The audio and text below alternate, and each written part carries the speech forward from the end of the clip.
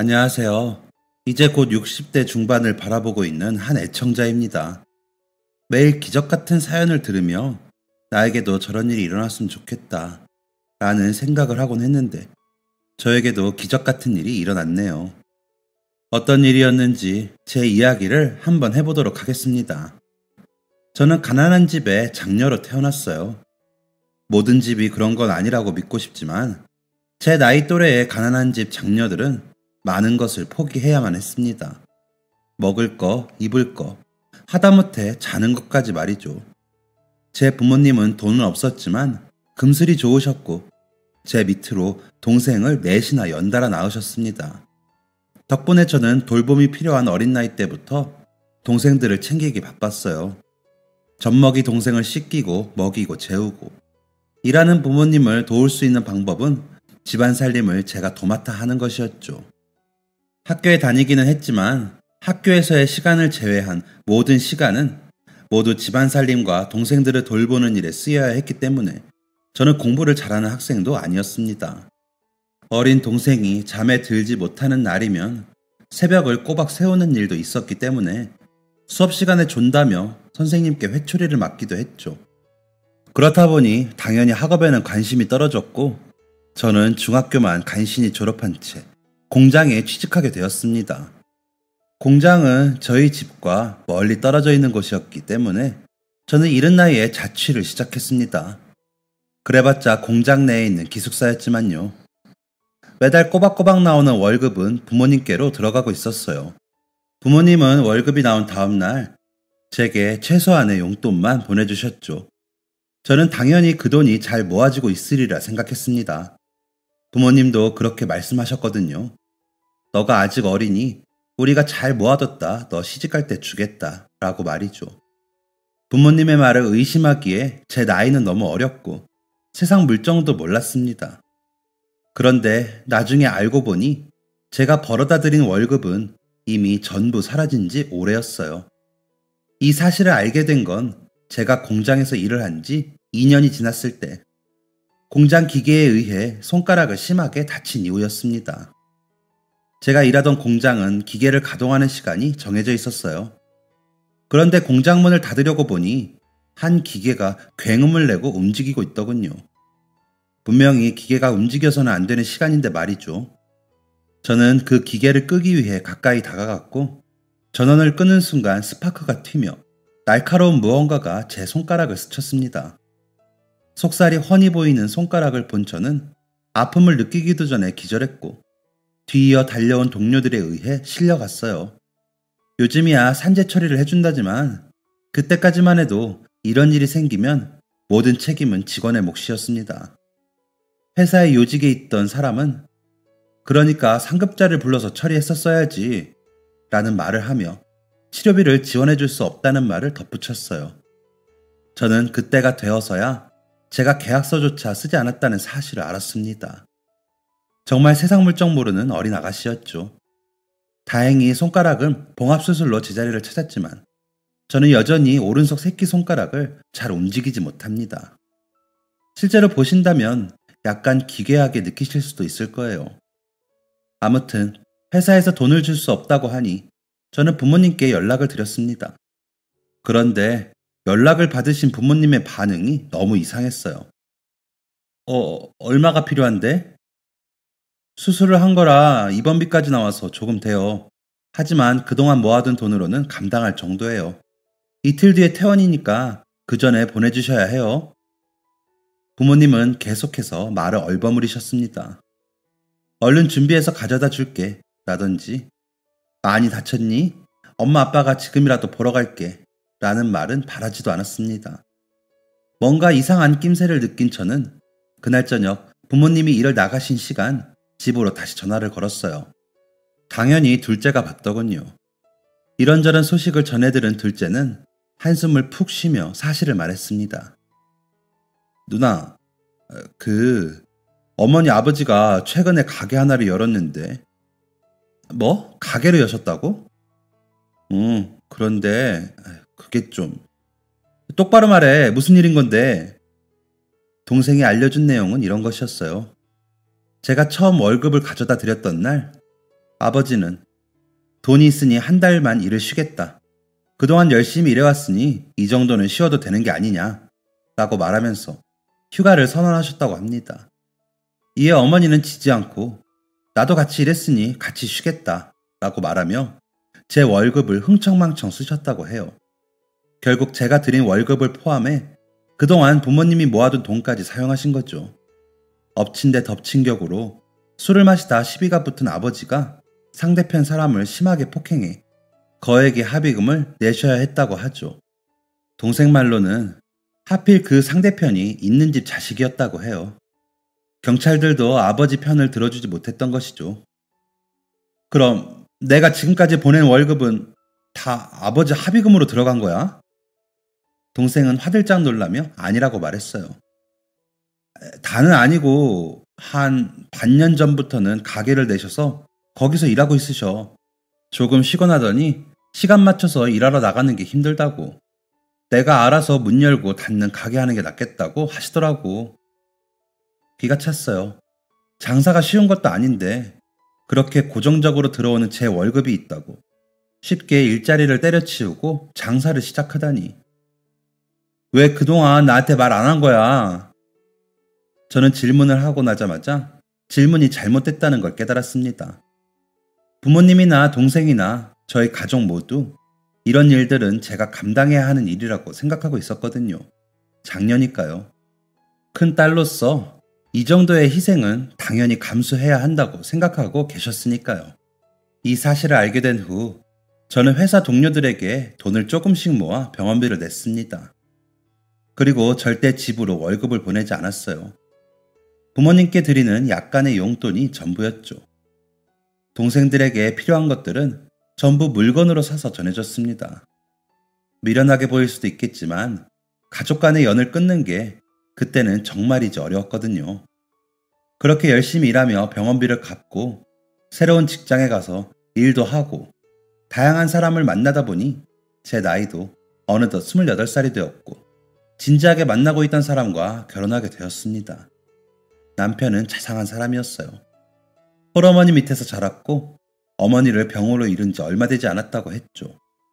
저는 어려운 환경에서도 바르게 자라준 남편을 진심으로 존경했고 남편도 저를 사랑했어요. 하지만 남편은 불의의 사고로 일찍 세상을 떠났습니다. 그리고 당시 저는 산딸이 임박한 임산부였어요. 배가 커다랗게 불러오른 저를 보며 사람들은 혀를 찼습니다. 어린 나이에 과부가 돼서 애를 혼자 키우게 됐다라며 절 동정했죠. 누군가는 진심으로 저를 걱정한다며 아이를 낳으면 시설에 보내고 새 인생 살라는 이야기도 해주었어요. 그때는 그런 일이 없지 않아 있었기 때문에 저를 걱정하는 그 마음은 이해했지만 저는 절대 제 아이를 포기할 수 없었습니다. 남편이 홀어머니 밑에서 바르게 자란 것처럼 저도 제 아이를 바르게 자라게 하겠다고 다짐했죠. 결혼부터 아이를 낳는 그 순간까지 친정의 도움은 전혀 없었습니다. 어느덧 장성한 둘째 동생이 그나마 저를 도와줄 뿐이었죠. 그렇게 동생의 도움을 받아 무거운 몸을 이끌고 남편의 장례를 치르던 중 갑작스러운 진통이 찾아왔습니다. 온몸이 찢어질 듯한 고통은 무려 20시간이나 지속되었고 의식이 흐려질 듯할 때 아이가 태어났어요. 그런데 뭔가 이상했습니다. 아이가 울지 않았어요. 엄청난 불안감이 제 온몸을 감싸는 그 순간 의료진들은 바쁘게 움직이기 시작했고 제 아이를 그대로 안은 채 밖으로 달려나갔습니다.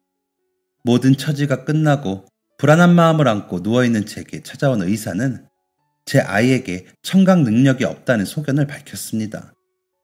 출산 소식을 듣고 급하게 달려오신 친정 부모님은 아이에게 장애가 있다는 사실에 아이를 시설로 보내라는 말씀을 하셨어요.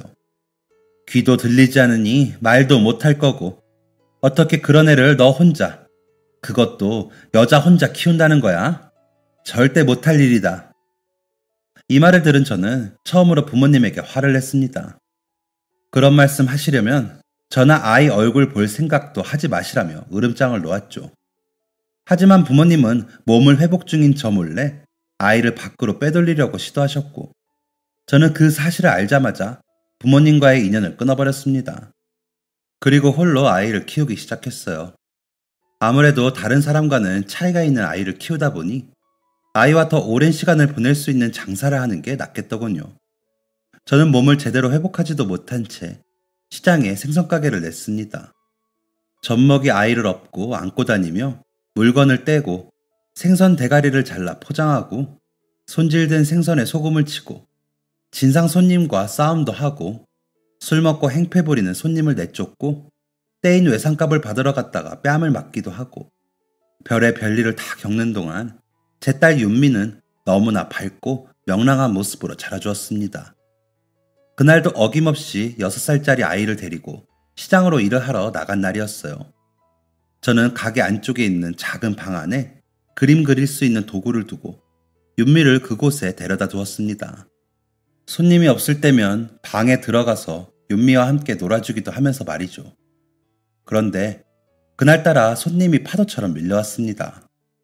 손님이 많이 온 것에 대한 기쁨과 윤미에 대한 걱정스러움이 교차되는 날이었죠. 기다리고 있던 마지막 손님에게 포장된 생선을 건네주고 난 후 저는 윤미가 있던 방의 문을 열었습니다. 그런데 그곳에 윤미는 없었어요. 아이가 가지고 놀던 장난감과 크레파스만 나뒹굴고 있었죠. 저는 앞치마도 벗지 못한 채 달려나가 옆집 가게 아주머니에게 물었습니다. 아줌마, 우리 윤미 못 봤어요? 오늘 빨간색 원피스 입고 왔는데. 다급해 보이는 제 물음에 옆집 가게 아주머니의 반응은 시큰둥했습니다. 그저 고개만 저으실 뿐이었죠. 가게를 열어뒀다는 생각도 하지 못한 채 시장 곳곳을 돌아다니며 윤미를 애타게 찾았습니다. 온몸이 땀으로 젖었고 땀이 흘러내려 눈을 뜨지 못할 정도였습니다. 저를 아는 사람들은 저를 붙잡고 무슨 일이냐고 물었고 아이가 없어졌다는 소리에 함께 힘을 합쳐 아이를 찾아주었어요. 하지만 그날 해가 저물고 모든 가게가 문을 닫은 후에도 윤미는 보이지 않았습니다. 복잡한 시장길에서 언제 잃어버렸는지도 모를 아이를 찾는 건 그만큼 어려운 일이었죠.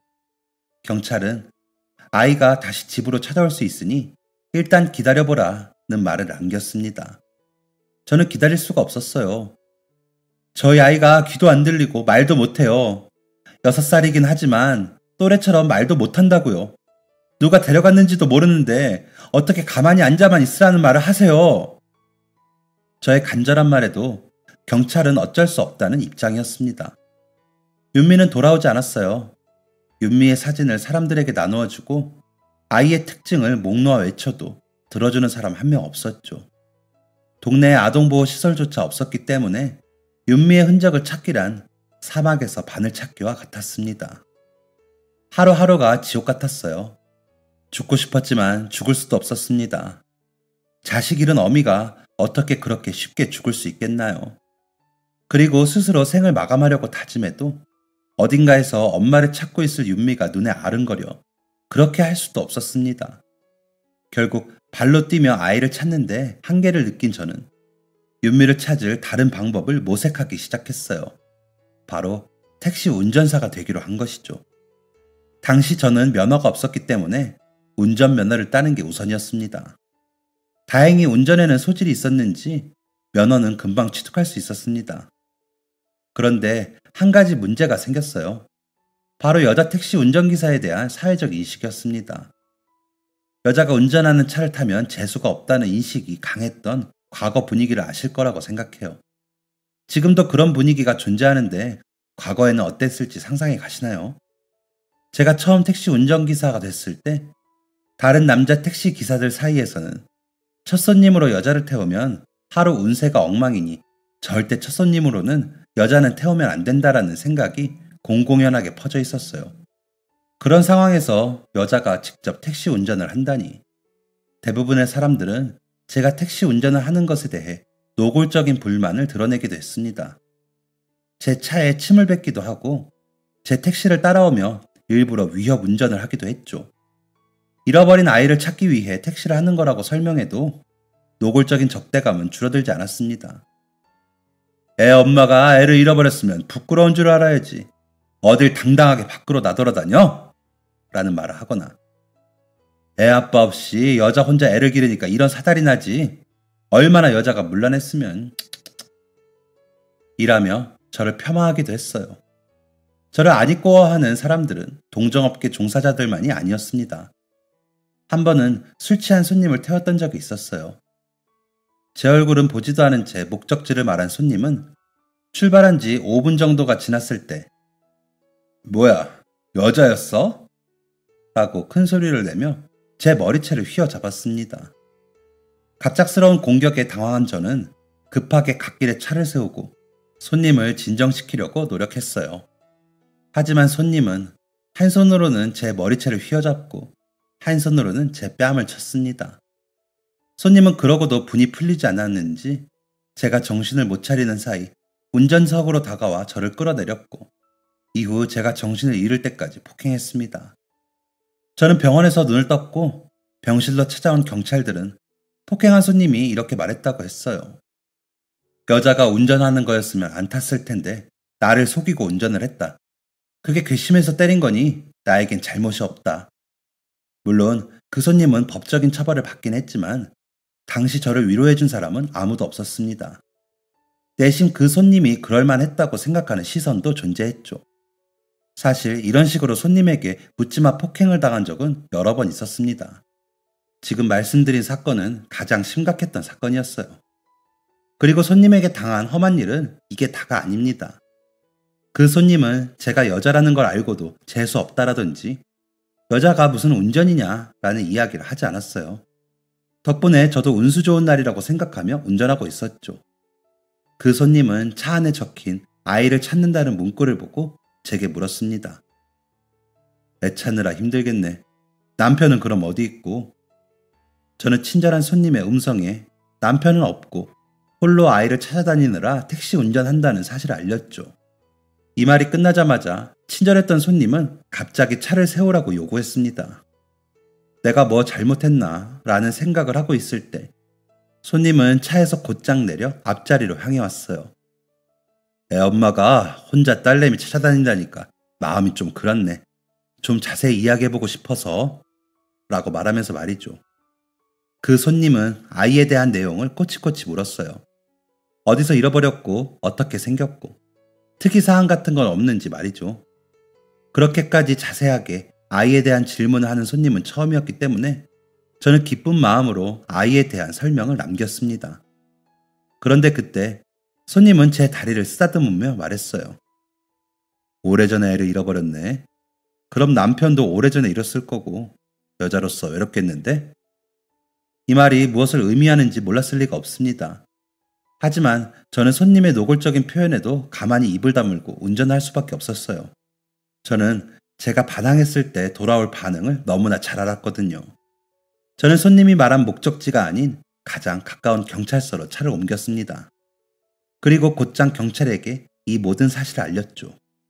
하지만 당시만 해도 이런 일은 가볍게 여겨졌기 때문에 제 편을 들어주는 사람은 아무도 없었어요. 게다가 증거도 없었기 때문에 저는 억울한 마음을 품은 채 집으로 들어갈 수밖에 없었습니다. 제 입장에서 봤을 때 블랙박스가 상용화된 건 정말 다행인 일이에요. 사소하게 상처받는 일도 분명히 존재했습니다. 아이에 관한 전단지를 건네주었더니 너무 오래전에 잃어버렸는데? 아직도 못 찾은 거면 벌써 죽은 거 아니야? 라며 저들끼리 쑥덕이던 손님들도 있었죠. 아예 노골적으로 말하는 손님도 있었어요. 이렇게 한다고 애 못 찾아요. 남편은 죽었어요? 그럼 그냥 시집 다시 가서 마음 편하게 살아요. 딸내미 열심히 키워놨더니 택시 운전하고 돌아다니는 거 알면 부모님 마음이 어떨지 상상을 해봤어요. 나름 저를 걱정해서 해준다는 말에 상처를 받고 바람을 쐬고 돌아오면 타이어에 펑크가 나 있던 적도 있었습니다. 아이를 찾는다는 문구와 연락처를 훼손하는 사람들도 있었죠. 하지만 저는 이런 일을 겪으면서도 포기하지 않았어요. 그리고 포기하지 않기 위해 강해져야겠다는 생각을 했습니다. 억척스럽다고 생각하실지도 모르겠지만 저는 이후로 저에게 함부로 대하는 손님들에게 마냥 당하고만 있지 않았어요. 폭행하는 손님에게 10대를 맞으면 한 대라도 때리려고 했고 제 몸에 손을 뻗는 손님들의 손을 가만두지 않았죠. 그렇게 20년이라는 시간을 보내고 나니 저는 베테랑 택시기사가 되었고 그동안 세상이 많이 바뀌었다는 걸 느끼게 되었어요. 여자가 운전한다는 것을 못마땅해 하는 분들도 많이 사라졌고, 설령 못마땅하더라도 그걸 겉으로 대놓고 표현하지는 않았죠. 작년쯤에 어린 대학생들이 제 택시를 탄 적이 있었어요. 제가 운전하는 것을 보더니 깜짝 놀라며 이렇게 말하더군요. 저 여자 기사님 처음 봐요. 언제부터 일하신 거예요? 글쎄, 한 23년 정도 된 것 같아요. 정말 멋있어요. 24년 전부터 시작하신 거면 쉽지 않으셨겠네요. 저는 어린 학생과 이런저런 이야기를 하며 학생을 목적지까지 데려다 주었습니다. 학생은 마지막까지 예의를 지키며 이렇게 말했어요. 꼭 따님 찾으시길 바라요. 응원할게요. 사실 이런 손님들이 많이 늘어난 지는 오래였어요. 저를 응원해 주시는 분들의 마음속에 진짜 딸을 찾을 수 있으리란 믿음이 있는지는 모르겠지만, 그렇게 처음 보는 누군가에게 따뜻한 말을 듣는 건 저에게 큰 힘이 되었습니다. 사실 저마저도 딸을 찾을 수 있으리라는 믿음을 많이 잃은 상태였거든요. 23년 동안 매일같이 딸을 찾는다는 전단을 돌리고 방방곡곡을 돌아다녔지만 특별한 수확은 없었기 때문이었죠. 그런데 수확 없이 하루하루를 보내던 중 뜻밖의 연락을 받게 되었습니다. 작년 이맘때쯤의 일이었어요. 저는 아이를 찾기 위해 전단지에 제 번호를 적어두었고, 단 한 번도 모르는 번호의 전화를 지나친 적이 없습니다. 대부분의 전화가 장난 전화였고 잘못 건 전화였더라도 말이죠. 그날도 모르는 번호로 전화가 왔습니다. 저는 아무렇지 않게 전화를 받았죠. 그런데 전화를 건 상대방은 제가 영 알아들을 수 없는 말을 했어요. SNS라는 단어가 나오고부터는 이해하기 영 어려웠죠. 제가 이해를 잘 못한다는 걸 인지한 상대방은 저를 직접 만나길 원했습니다. 따님이 어디 계시는지 알아서 전화한 건 아니지만 제가 도움을 드릴 수 있을 거예요. 라는 말을 하면서요. 사실 딸이 어디 있는지 알고 있다는 제보 전화는 여러 번 있었어요. 하지만 매번 허탕을 쳤죠. 대부분이 장난이었으니까요. 그렇기 때문에 단순히 도움을 줄 수 있다는 말로 움직이기는 쉽지 않았습니다. 그러나 저는 딸을 찾는 것에 늘 간절했기 때문에 고민 끝에 전화한 상대방과의 만남을 수락했습니다. 동네에 있는 카페에서 만난 상대방은 꽤 앳된 얼굴이었습니다. 자신을 최수연이라고 소개한 그분은 저를 도울 수 있는 구체적인 방법을 설명하기 시작했어요. 사실 저는 선생님 택시를 타본 적이 없어요. 네? 그러면 어떻게 제가 딸을 찾는다는 사실을 알게 되신 거죠? 제 지인의 지인이 자기 SNS에 선생님의 사연과 전단지를 올렸더라고요. 그걸 보고 연락드렸어요. SNS가 뭐고 어떻게 지인의 지인의 이야기를 알 수 있는 건지 묻자 수연 씨는 자세하게 SNS가 무엇인지를 설명해 주었습니다. 참 신기한 세계가 있더군요. 제가 택시를 몰며 세상을 다니는 동안 세상은 안팎으로 많은 게 달라져 있었어요. 수연 씨는 그림을 그리는 사람이었습니다. 그리고 신기하게도 몽타주를 그리는 일도 겸하고 있다고 하더군요. 수연 씨는 자신의 SNS라고 핸드폰 화면을 보여주며 이렇게 말했어요. 제 입으로 말하기 부끄럽지만 제가 조금 유명해서 아마 저를 통하시면 더 많은 사람들한테 선생님의 이야기를 알릴 수 있을 거예요. 수연 씨는 저와 남편, 그리고 딸의 어린 시절 사진을 통해 현재 딸의 얼굴을 유추해서 그릴 수 있을 거라고 말했습니다. 제가 그려드릴 따님의 현재 얼굴이 100% 정확할 거라고 말씀드리긴 어렵지만 꽤 흡사할 거라고 말씀드릴 수 있어요. 그리고 어린 시절 사진과 함께 현재 얼굴을 비교해서 알리면 따님을 찾기 더 수월할 거예요. 참 신기한 기술이라고 생각한 저는 수연 씨의 말에 동의했고 곧장 남편과 저, 윤미의 사진 전부를 보내주었습니다. 얼마 지나지 않아 수연 씨로부터 그림이 하나 도착했어요. 정말 놀랍게도 저와 남편, 윤미의 얼굴을 쏙 닮은 누군가가 그려져 있었습니다. 그 순간만큼은 그 그림 한 장이 너무나 큰 위로가 되었어요. 정말 윤미를 만난다면 이런 얼굴일 것 같았거든요. 수연 씨는 저에게 보내준 그림을 자신의 SNS에 공개했습니다. 그리고 저는 어린 시절 윤미의 사진 옆에 수연 씨의 그림을 추가해 전단지를 돌리고 다녔어요. 그렇게 반년 정도가 흐른 후 기적 같은 일이 벌어졌습니다. 평소처럼 모르는 번호로 걸려온 전화를 받으려는데 뭔가 이상한 느낌이 들었습니다. 한 차례 심호흡을 하고 전화를 받았더니 조심스러운 목소리가 들렸어요. 따님을 찾는다는 소식을 보고 연락드렸는데 혹시 이 번호가 맞나요? 저는 제 모습이 보이지도 않을 전화 상대를 향해 고개를 끄덕이며 맞다는 말을 외쳤습니다. 그럼에도 불구하고 전화 상대방의 목소리는 여전히 조심스러웠어요.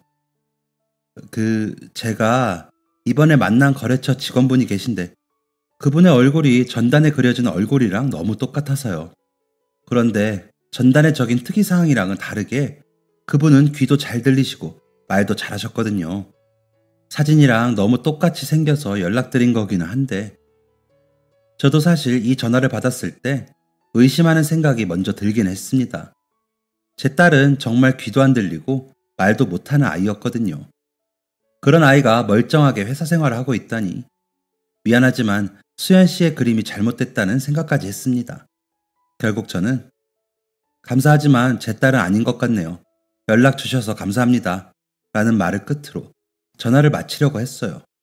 그런데 그 말이 차마 나오지 않더군요. 결국 저는 익명의 제보자에게 제 딸로 추정되는 사람의 전화번호를 넘겨받았습니다. 넘겨받은 연락처로 전화를 거니 낯선 이의 음성이 들렸습니다. 하지만 차분하고 명랑한 목소리였어요. 네, 신도그룹 이신영 대리입니다. 전화 상대방은 대기업 직원이더군요. 뭔가 잘못된 게 아닌가 라는 생각으로 말을 잇지 못하고 있으니 재촉하는 상대의 목소리가 전해졌습니다. 거기 계신가요?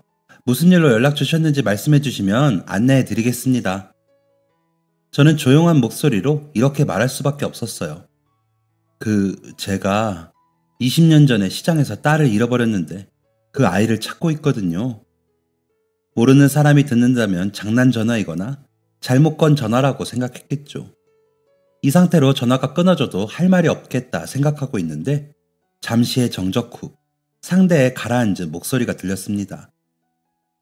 제가 6시 이후에 다시 전화드리겠습니다. 전화는 곧장 끊겼고 6시가 지났는데도 전화는 돌아오지 않았습니다. 이대로 허탕이구나 라는 생각을 하던 저녁 8시 상대방으로부터 전화가 왔습니다. 저를 만나고 싶다는 말과 함께요. 일주일 후 떨리는 마음으로 도착한 약속 장소에는 수연 씨가 그려준 그림과 똑같이 생긴 사람이 자리하고 있었습니다. 저는 제 소개를 한 후 상대방에게 말했어요. 정말 제 딸을 예상한 그림과 똑같이 생기셨네요. 그런데 제가 보내드린 전단지를 보셔서 아시겠지만 제 딸은 귀도 들리지 않았고 말도 하지 못했어요. 그런데 아가씨는 귀도 잘 들리시고 말씀도 잘하시네요. 제가 간절한 마음 때문에 나오긴 했지만 보고 나니 더 확실히 알겠습니다. 나와주셔서 감사해요. 저는 이 말을 끝으로 자리에서 일어나려고 했습니다. 하지만 일어나려는 저를 이신영 씨가 다급하게 불러 세웠어요. 귀를 덮고 있던 머리카락을 뒤로 젖히면서 말이죠. 뭐 하는 건가 싶어 귀를 자세히 보니 귀 안쪽에 무언가가 들어있더군요. 이신영 씨는 반대쪽 머리카락도 뒤로 젖혀 귀 안쪽을 보여주었습니다. 반대쪽 귀 안쪽에도 무언가가 들어있었어요. 설마 하는 생각으로 바라보고 있는데 이신영 씨가 입을 열었습니다. 저는 양부모님 밑에서 자랐어요. 어떻게 시설에 맡겨지게 됐는지는 모른다고 하시고요. 무엇보다 저를 처음 만나셨을 때만 해도 저는 귀가 잘 들리지 않았고 말도 못하는 상태였다고 하셨어요. 미국으로 가서 수술을 받고 지금까지 몇 차례 수술을 받아서 일상생활이 가능하게 된 거고요. 어쩌면 제 딸이 좋은 양부모를 만나 수술을 거쳐 귀가 들리는 상태가 되었다는 생각이 제 머릿속을 스친 순간 이수연 씨가 제 생각에 종지부를 찍었습니다. 제가 선생님의 잃어버린 딸일 수도 있다는 말이에요. 저는 그 다음날 곧장 이수연 씨와의 DNA 검사를 진행했습니다. 그리고 검사 결과 저와 이수연 씨의 DNA 일치 확률은 99.9%였습니다. 이수연 씨는 제가 23년 전 잃어버린 딸 윤미가 맞았던 것이었죠. 검사 결과지를 받아든 그 순간 저는 다리가 풀리는 것을 느끼며 그대로 주저앉아 눈물을 흘렸어요. 함께 있던 윤미도 제 손을 꼭 잡아주며 눈물을 흘렸고, 검사 결과를 알고 동행한 윤미의 양부모님은 저와 윤미를 부축해 주었습니다. 알고 보니 제가 윤미를 잃어버린 직후 얼마 되지 않아 윤미는 현재 양부모님에게 입양되었고, 입양된 직후 미국으로 치료를 받으러 떠났다고 합니다. 그리고 큰 병원의 검사 결과 윤미는 청력이 완전히 없는 상태로 태어난 게 아니었기 때문에 보조장치를 이식하는 것으로 어느 정도 일상생활이 가능했다고 해요. 하지만 당시 안정적으로 수술할 수 있는 기술은 미국에 있었기 때문에 윤미의 양부모님은 윤미를 위해 미국으로 향했다고 합니다. 경제력이 뒷받침되었기 때문에 가능한 일이었다고 하죠. 윤미는 미국에서 성공적으로 이식 수술을 마친 후 보조장치에 익숙해지는 동안 미국에서 오랫동안 생활했다고 합니다. 무려 중학생 때까지 말이죠. 고등학생 때는 한국으로 돌아와 줄곧 서울에서 살았다고 하니 제가 윤미를 못 찾은 이유를 알만하겠더군요. 게다가 제가 줄곧 돌렸던 전단지에 포함된 어린 윤미의 모습을 기억하는 사람들은 한국에 없었을 것입니다. 윤미는 어린 시절을 미국에서 보냈으니까요. 게다가 제가 가장 크게 적어둔 귀가 들리지 않고 말을 못한다는 특이사항은 현재 윤미의 상황이 맞아떨어지지 않으니 그동안 찾지 못했던 것이죠. 윤미를 찾으면 기쁜 마음만 들 것 같았는데 미안한 마음만 들더군요. 그래서인지 저도 모르게 죄인 같은 모습으로 있었나 봅니다. 제가 침울해 있는 걸 느꼈는지 윤미와 윤미의 양부모님은 저를 위로해 주었습니다. 윤미의 양부모님은 이렇게 말씀하셨어요. 처음부터 신영이, 아니 윤미의 보조장치가 이렇게 감쪽같이 안 보였던 건 아니에요. 크기가 꽤 커서 친구들한테 많이 놀림받았죠. 게다가 입양하라는 게 알려지고 나서는 더 많이 놀림받았어요. 저희 입장에서는 아이가 상처받진 않을까 많이 걱정했죠. 그런데 윤미는 자기가 버림받은 게 아니라는 걸 정확하게 알고 있었습니다. 윤미는 이 이야기를 이었습니다. 엄마를 잃어버렸던 그날만은 또렷하게 기억해요. 정신을 차려보니 처음 보는 낯선 곳에 있었죠. 왜 그런 곳까지 갔는지는 기억이 나지 않아요. 확실히 기억나는 건 제가 제 발로 그곳까지 갔다는 것이죠. 엄마가 나를 버린 게 아니라는 걸 알았기 때문에 한 번도 엄마를 원망한 적이 없었어요. 버림받은 아이라는 생각 때문에 상처받은 적도 없죠. 그저 다시 엄마를 만날 수 있으면 좋겠다는 생각을 할 뿐이었어요. 저를 친자식처럼 키워주시는 두 분이 계셨기 때문에 티를 내지는 못했지만 늘 엄마를 그리워하고 있었어요. 윤미를 길러준 양부모님은 윤미를 입양한 후 윤미에게 집중하기 위해 자식도 낳지 않았다고 합니다. 정말 감사한 일이었죠. 그럼에도 불구하고 두 분은 저와 윤미에게 미안한 마음을 가지고 계셨어요. 아이의 귀가 회복될 수 있다는 생각 때문에 마음이 급했어요. 그래서 친부모가 아이를 찾을 수도 있다는 생각은 차마 하지 못한 채 미국으로 떠났죠. 23년 동안 딸을 찾아 헤매셨는데 정말 죄송합니다. 하지만 저는 그 사과를 받을 수가 없었어요. 제가 윤미를 키웠다면 윤미는 아마 지금처럼 정상적인 생활을 하지 못했을 수도 있으니까요. 오히려 저는 두 분에게 감사 인사를 드렸습니다. 23년 동안 윤미를 찾아 헤맨 게 쉬운 일은 아니었지만 다시 그 일을 해야 한다면 저는 고민도 하지 않고 다시 그 세월을 보낼 거예요. 엄마니까요. 그리고 두 분이 아니었다면 윤미가 이렇게 어엿한 어른으로 성장할 수 없었을 거예요. 제가 주지 못한 것을 윤미에게 주셔서 감사합니다. 정말 감사합니다. 제 말에 윤미는 이런 말을 덧붙였어요. 엄마에게 전화가 왔을 때, 그리고 DNA가 일치한다는 결과가 나왔을 때 엄마가 나를 포기하지 않았다는 사실에 기뻤어요. 정말 고마워요, 엄마. 눈물의 재회 이후 저는 윤미와 오랜 시간을 보냈습니다.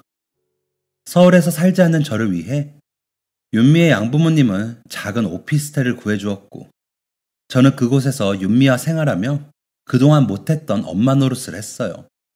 출근하는 윤미를 깨워 아침을 먹이고 퇴근한 아이에게 저녁을 차려주고 주말이 되면 한강으로 산책도 나가고 윤미가 운전하는 차를 타고 드라이브도 가고 23년간의 세월을 보상받는 기분이었습니다. 윤미는 자신의 사진첩을 들고 와서 제게 자기 인생 이야기를 들려주기도 했어요. 그것만으로도 하룻밤을 꼬박 세울 정도였습니다. 가끔은 윤미의 양부모님과 함께 식사를 하며 어린 시절 윤미의 이야기를 듣기도 했어요. 깜찍한 아이의 일화를 듣다 보면 웃음꽃이 피기 마련이죠. 어느 날은 윤미가 저를 유명한 전시회에 데리고 갔어요. 처음 가본 전시회를 즐기고 딸아이와 커피를 마시는데 윤미가 대뜸 이런 말을 하더군요. 엄마, 왼쪽 팔만 까만 거 아세요? 정말 그렇더군요. 운전만 하다 보니 왼쪽 팔만 탔나 보네. 멋쩍게 대답하며 웃으며 돌아본 윤미의 눈에는 눈물이 그렁그렁 맺혀 있었습니다. 저를 찾아다닌 23년 동안 엄마 인생은 어디 있었어요? 고민해보니 딱히 제 인생을 산 기억이 없더군요. 저는 항상 누군가를 위해 인생을 살아왔으니까요. 한참을 고민하는 제게 윤미는 또다시 물었습니다. 나를 찾기 위해서 전단지를 돌리는 동안 엄마는 하고 싶은 일이 없었어요? 친구를 만나고 싶다든지 여행을 가고 싶다든지 맛있는 걸 먹고 싶다든지. 저는 또다시 깊은 생각에 빠졌습니다.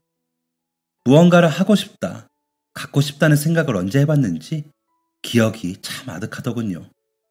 윤미를 낳은 직후 저의 목표는 윤미를 바르게 키우겠다였고 윤미를 잃어버린 이후에는 윤미를 찾겠다였어요. 단 한 번도 이 목표 외에 다른 욕심을 가져본 적이 없었습니다. 윤미는 대답하지 못하는 저를 안타까워하며 진심으로 눈물을 흘렸고 저는 윤미를 달래기 바빴습니다. 겨우 윤미를 달랜 후 집으로 돌아간 그날 저는 밤을 새워 생각했어요. 윤미를 찾겠다는 꿈을 이뤘는데 이제 나는 무엇을 하며 살아가야 하는가? 어린 시절 저는 한 집안의 장녀로서 부모님과 동생들을 위해 살았습니다. 결혼한 후에는 남편과의 밝은 미래를 위해 살았죠. 남편을 잃은 후 윤미를 낳고 나서는 윤미를 위해 살았습니다. 윤미를 찾을 때까지 말이죠. 여기까지 생각을 해보니 저는 저를 위해 인생을 살아본 적이 없더군요.